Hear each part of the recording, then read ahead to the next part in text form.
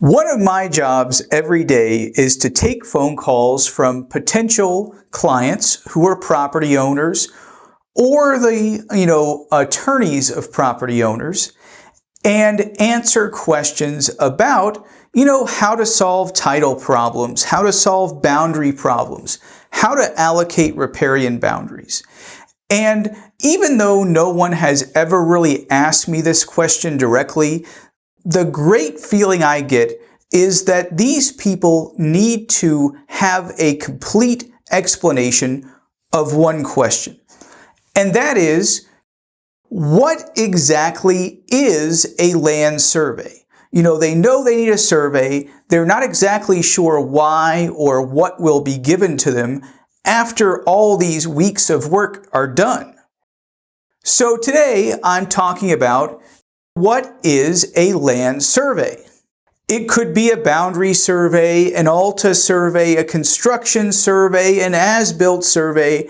But when I say land survey, what I really mean is a boundary survey. So a boundary survey really has a couple of different goals, and that is to locate the location of the property, to locate the size of the property, the shape of the property, the boundary corners or monuments of the property, and to take all this and to put it in one document. So a client can look at their survey, see the shape and size and location of their property, shape, size, location, and understand exactly what do they actually own. This is kind of a crazy question because you think that the client would know what they own because, they went through the buying process, they got a survey at closing, hopefully. But it's shocking at how, these cheaper boundary surveys, sometimes called mortgage location surveys, really do not show what's going on. Just had a client in La Jolla, California.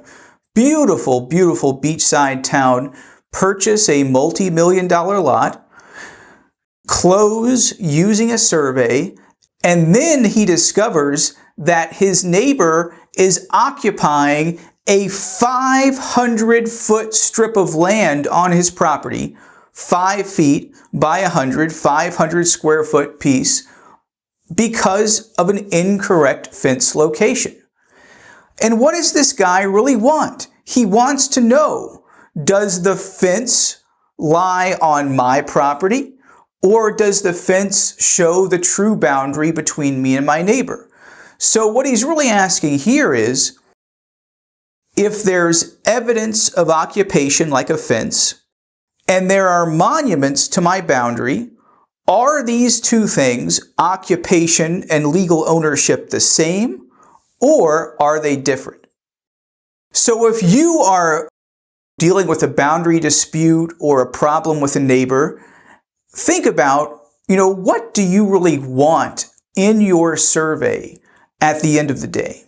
And again, I'm going to go back and I'm going to say size of my property, shape of my property, and location of my property, size, shape, and location. But if you call me or if you call another surveyor, before you pick up the phone, ask yourself that question, what do you want from this survey?